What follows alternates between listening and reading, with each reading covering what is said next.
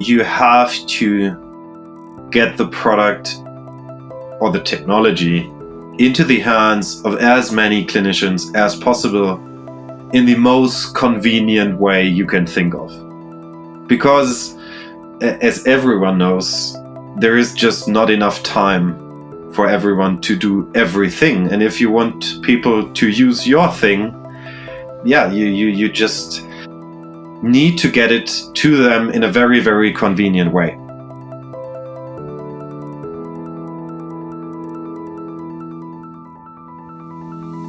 Welcome to the Personalized Medicine Podcast. This is the place where scientists, clinicians, and entrepreneurs discuss the progress of this rapidly developing field. I am your host, Oleksandr Yagensky. Let's start.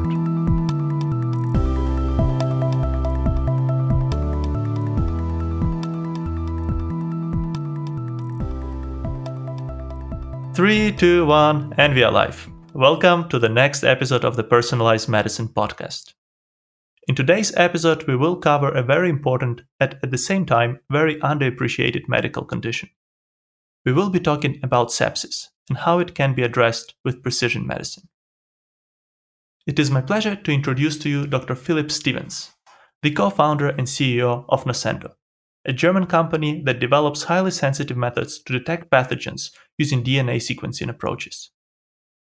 Philipp studied bioinformatics at the University of Tübingen and received his PhD from the University of Vienna, where he focused on the assembly of bacterial and fungal genomes using NGS.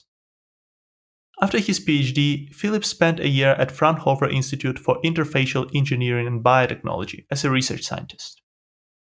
In 2016, Philipp co-founded Noscendo and has been leading the company as its CEO since then. Philipp, thank you so much for joining us today on the podcast and welcome to the show. Yeah, thanks for having me, Sasha. Looking forward to discussing what we're doing at Noscendo. Yeah, great. Let's start with that. And maybe let's start with your personal story. So what we like to ask is what got you interested in the field you are in today, in your case, bioinformatics and genomics, and how has that passion led you to the place you are at today? So basically, when I started studying bioinformatics in my undergrads, it became quite clear that sequencing in itself is going to change how biological questions will be answered. And the tools which kind of give us the answers are developed within the bioinformatics community. So for me, it was just a natural fit that bioinformatics is the toolkit needed to really, say, find the gold nuggets which are hidden in genomics data. And throughout my education and then my PhD, as you mentioned, working with bacterial and fungal genomes, NIPT was becoming more and more, say, widespread within, first of all, the scientific community, but also as a commercial tool.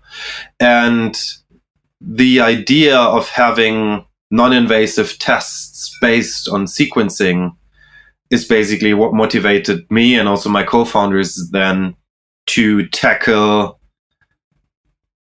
a very severe and highly underappreciated topic, which is sepsis and other infectious diseases. So that's basically how it went. Perfect, great. And let's talk about sepsis for a moment. So you mentioned that it is a very underappreciated condition, and I also have a little bit of experience working on that topic as well. So maybe you can tell our audience about the scale of sepsis, why it goes under radar, and perhaps how difficult was it to convince people that it's actually an important topic to work on?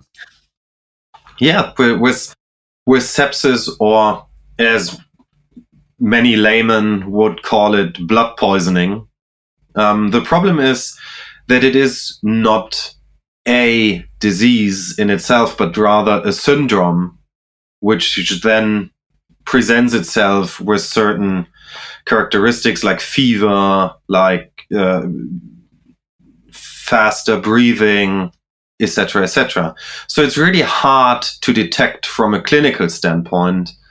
And the other side is that, for example, compared to a lot of situations in oncology, sepsis hasn't received such huge amounts of research funding. It hasn't gotten that much attention also from the authorities.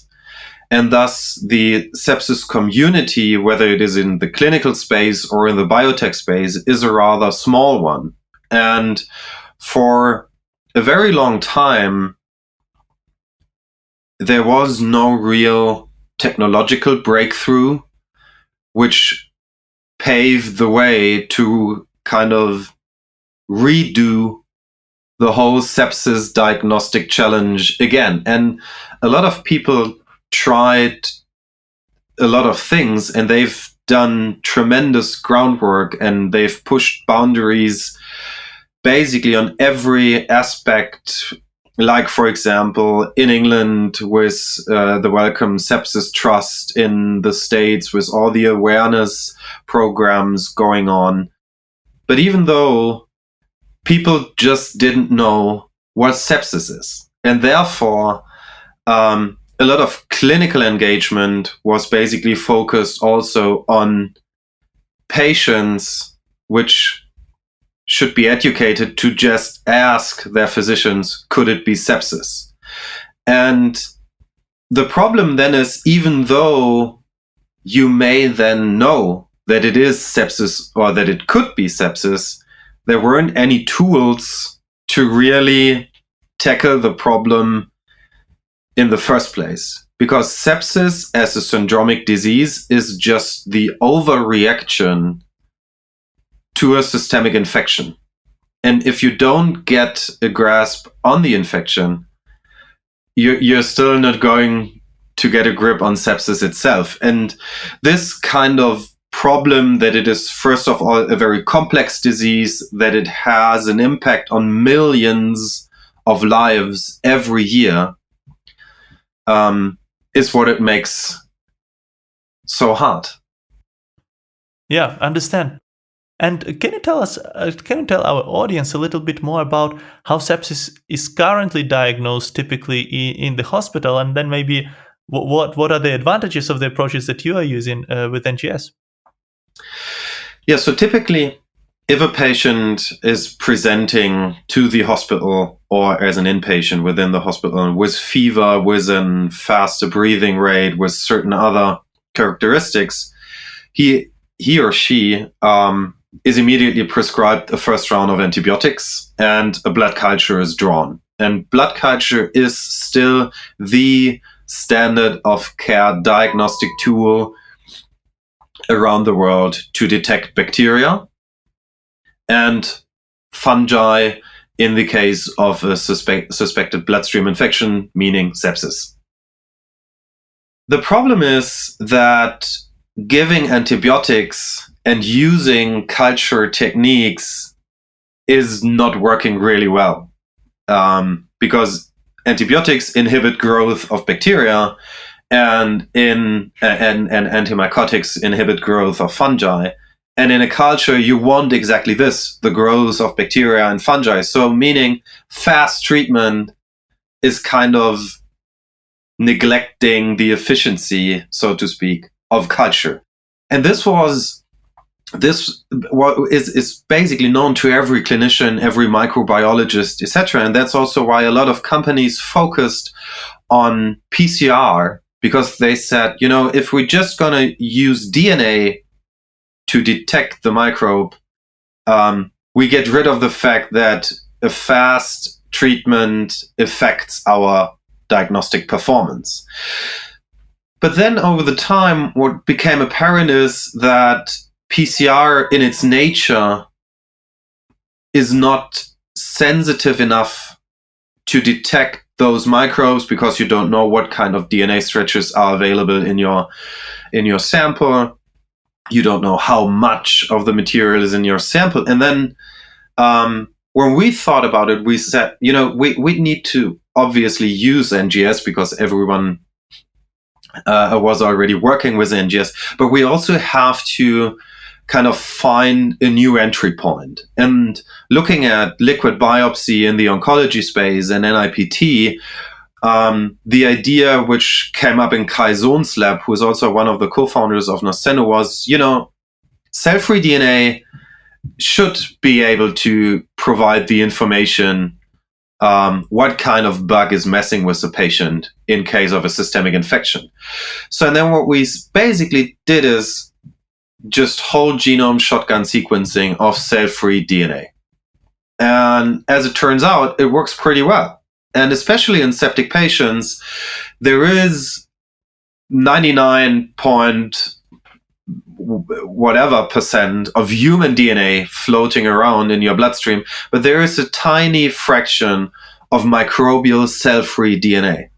And this microbial cell-free DNA can be leveraged to identify bacteria, fungi, DNA viruses, and parasites in a single assay. And not only with a higher sensitivity than blood culture, but the breadth of the assay itself, meaning covering exactly this, all kinds of microbes, gives an advantage, especially in complex cases, because it's not only more sensitive, it's also faster, and to some extent, it's also easier deployable than culture. And this kind of led us to kind of the idea to develop a product based on cell-free DNA to identify microbes which are causative for sepsis or for the infection. Fantastic. Sounds really exciting, Philip. And let's come to a product in a second. But first, I'm interested in the origin story of Noscendo. So obviously, there are a lot of great scientific ideas, but they're not that easy to turn into viable business. So I just want to ask, from your experience, so what were maybe the biggest challenges in translating that idea from academia to a company, and how did it come about? So, everyone has to get lucky in his life once in a while. So how it went was basically I worked with Kai and Silke, two of my co-founders, already during my undergrads. And they kind of said, we have this kind of idea translating liquid biopsy into the infectious disease space. And then we sat down with some clinicians here in Germany and pitched the idea from a scientific point of view. And they said, we're obviously interested in advancing sepsis diagnosis. So yeah, let's cooperate. And this was with the university clinics in Heidelberg. And then here comes the lucky part. They had a couple of samples from sepsis trials still in their freezer, which we were then able to get our hands on and analyze. And the results looked really, really promising. So the clinicians basically doubled down on us and said, there's another trial coming up, which you can then analyze again. And those results just look fantastic. Way more positive IDs on the microbes, way more complex pathogens detected. And when we were evaluating this in advance to peer review publishing this, basically the idea just popped in our head. We say when this performs that way, we should think about incorporating it. And this was kind of the kickstart for the whole process. We then had a lot of discussion with other clinicians of, is there really a need for such a product? Because time is of the essence in sepsis especially, but in general also in other infectious diseases. And since sequencing is still kind of a time-consuming procedure, at least it is known to be really time-consuming, we wanted to be really sure. But once we got the feedback that, better diagnostics may also take a bit of more time, that was kind of where we sat down and said, let's do it. So, and that's when end of 2016, we made the decision to incorporate. So, and then in 2017, we started with Noscendo. Fantastic. And probably most blood cultures also don't take that short period of a time, right? So in the end, you might be even gaining a little bit. We are doing this show for you, and your feedback is very important for us. So if you have any suggestions or comments, or would like to recommend a guest, please write us an email to team@pmedcast.com. You can also reach us on LinkedIn, Twitter, or Facebook. Just type in Personalized Medicine Podcast and you will find us there.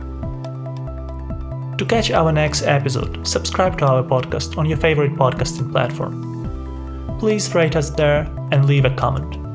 This helps us make this show better and reach more people interested in personalized medicine. And now, let's get back to the interview. Great, Philip. I just want to follow up on the last point that you mentioned. So you've talked, obviously, to lots of physicians. It's great to see that they were engaged, helping you get to that first proof of concept data. In the broader landscape of healthcare, how easy or how difficult do you think it will be to convince not just the early adopters, physicians who are interested in science, but the broader crowd of physicians to switch from what they've been using for hundreds of years, pretty much, to something fairly new? I think that's quite a general statement, but I think you have to get the product or the technology into the hands of as many clinicians as possible in the most convenient way you can think of. Because, as everyone knows, there is just not enough time for everyone to do everything. And if you want people to use your thing, you should, take up as less time, or you just need to get it to them in a very, very convenient way. And this is one hurdle you have to take, basically. The second thing is that obviously you have to create value for them. Meaning, in our case, that we really have to deliver better diagnostic yield than traditional methods, which in our case wasn't, as you just mentioned, yielding better diagnostics result than a 100-year-old procedure.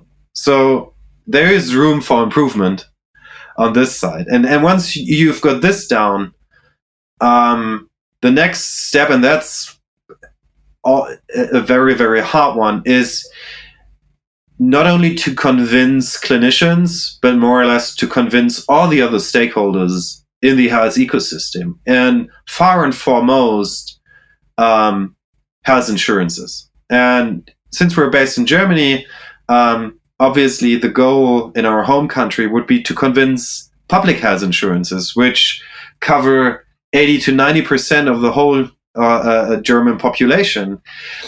And this is a completely different story, because they obviously have an interest in paying for better care, no question about it. But they also have other factors in mind. How much can you change a patient's life when he's not in the hospital, based on procedures you do in the hospital? And those kind of questions to answer just take time. So you really have to, it's a marathon, it's not a sprint. And finding the right people in this ecosystem who then support you is quite substantial to make it work. So I think those three, having a really good value proposition of your product, giving it to clinicians or to your users in a way that is really convenient, and having the backing of other substantial players in the ecosystem are the ingredients you should opt for in the very beginning. Perfect. Yeah, it's very important. And healthcare space is complex. I think also like when you talk to people outside of healthcare, they often ask, like, "Hey, who's your customer?" Okay, you just need to convince the customer. Wait, yeah, there are a lot of other people who have influence on decision and can make or break your product in the end. So it is complex and it is important to understand. Great. Philip, let's get back to your product, your offering. So you provide this platform called Discover. I hope I pronounce it correctly. So can you tell us a little bit more? What exactly is behind Discover? What type of NGS analysis do you use there, and what type of information can you provide for clinicians? Yeah, so you pronounce it exactly right. It's Discover, and what Discover is, it's a cloud native IT platform which ingests sequencing data, and mostly coming from Illumina sequences at the moment. And it is set up that it can can intake data from what we call the distributed scene, meaning that it's not tailored to take in data from just one laboratory, but from several laboratories in different geographic regions, etc. And what Discover does with whole genome shotgun sequencing data coming from cell-free DNA is obviously all this kind of quality assurance, quality control things you need to do in clinically great software. And then we identify with Discover more than 16,000 microbes simultaneously. And out of those 16,000, and that's kind of the breadth of diagnostics we can offer, there's already 1,500 described as pathogens. However, what we see is there are more pathogens out there than we think, and there are more microbes who can act as pathogens than are described in literature. And the thing with Discover, what comes on top of this identification, is a statistical framework we've developed within Noscendo, which is able to differentiate or to pin down, for example, contaminations coming in from the laboratory process or during the sample draw, which is able to differentiate between, say, non-normal signals and signals which really originate from the bloodstream of the patient. And thus, not only, giving clinicians a rather long list of microbial names, but a rather short list of the relevant microbes we've detected.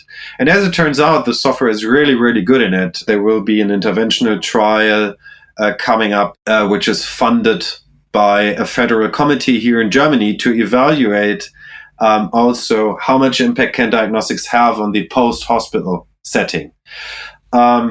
So yeah, and what information Discover gives to the clinician at the moment is the relevant microbes identified in the bloodstream of the patient based on cell-free DNA. Perfect. And one question I'm wondering about, is it potentially possible to also add this element of antibiotic or antimycotic resistance to that as well? And some of that is encoded in the genes. I don't know like how well is our understanding at the moment of which genes encode for which specific antibiotic resistance, but is it something that you see happening in the future? It is definitely something that we see happening in the future, and is also the next, if you can call it like the next big pandemic we will face. Because also now during COVID, antibiotic prescription rates are skyrocketing because people who get hospitalized due to COVID often experience a second infectious hit by other microbes. And to reduce the consequences of this, physicians are prescribing some kind of antibiotics. And what happens is that more and more microbes become resistant or even multi or pan-resistant to all sorts of antimycotics or antibiotics. And what we saw, and we published it already in 2016, is that cell-free DNA in itself, and especially then microbial cell-free DNA, carries the information of antibiotic resistances. So you can find DNA stretches originating from genes which are responsible for antibiotic resistances. And this is the next step, I'd say, in delivering a comprehensive diagnostic tool. So once you know who is in there and who is relevant, the next step is you want to know, how can I treat him? And the information of antibiotic resistances is the answer to how can I treat him. And that's why it is necessary to go down the route of heavy R&D in the area of antibiotic resistances. Definitely. Great. Philip, this sounds very promising. And since we already started speaking about the future, the question that we like to ask on this podcast is, what are the 3 developments that you see happening or would like to see happen in your field, in the field of infectious diseases? Perhaps antibiotic resistance is something that we already spoke about, but what are the other things that you see up and coming in this field? Especially in infectious diseases, where time is of the essence, what I'd really like to see is, even though it got tremendously fast over the last few years, and even faster sequencing. Getting sequencing times down to just a couple of hours is what is in infectious disease diagnostics implemented in a daily routine is the holy grail. And the problem is, and I think that's why it's not there yet, while being just faster is not good enough. You need to be fast and accurate. And this is something I'd really like to see within, I don't know, the next couple of years or decades or whatever. Because what it gives us is the ability to not only be able to do diagnostics really fast, but also, and I think this is kind of, the smoking gun everyone sees in these days, it also gives us a tool to do real-time epidemiology in case of a pandemic like COVID, for example. And this is one pillar, basically, of what I'd like to see. The next step is that we need to get a grasp on new anti-infectives. And this is something that bothers me also personally to some extent, because we are still relying on anti-infectives which have been developed quite some time ago. And those become more and more ineffective. And if you see how many anti-infectives are being developed at the moment, I think we should step up our game in this area as well. And maybe as a third kind of thing, and that's more from the IT point or bioinformatics point of view, I'd really love to see bioinformatics as a whole moving more into, say, the spotlight. Because what happens more often than not is that bioinformatics is perceived as some kind of toolbox physicians, biologists can kind of request to answer their questions. But what really should happen is bioinformatics answering their own questions. It's not a scientific area where you're just about to help people. It's a scientific area which moves whole other areas, and I think this kind of perceivement of bioinformatics is what needs to change in the next couple of years. Because as I think there won't be enough bioinformaticians anymore to cope with all the data everyone is producing.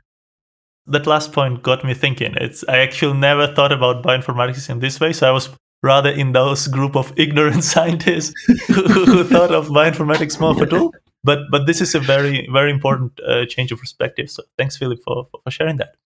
Yeah, you're very welcome. Great. Philip, one more question that we also like to ask, specifically people who made the transition from science to entrepreneurship.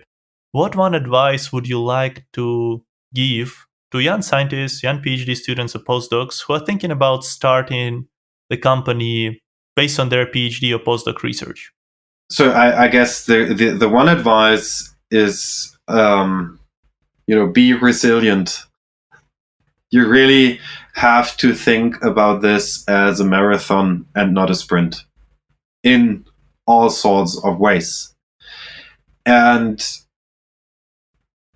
this has to be kind of connected to, you need to love what you do to make it work as a biotech life science startup.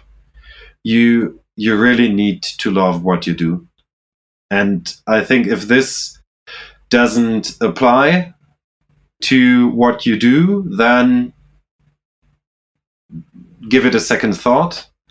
And if you're doing it in medicine or in some kind of medical area which is affecting patients' lives, have a think about that there are patients' lives on the line of what you do. Because what I can say for me personally, and also for all of my colleagues here in Noscendo, is at the end of the day, we do it for the patients to get medical microbiology finally into the 21st century.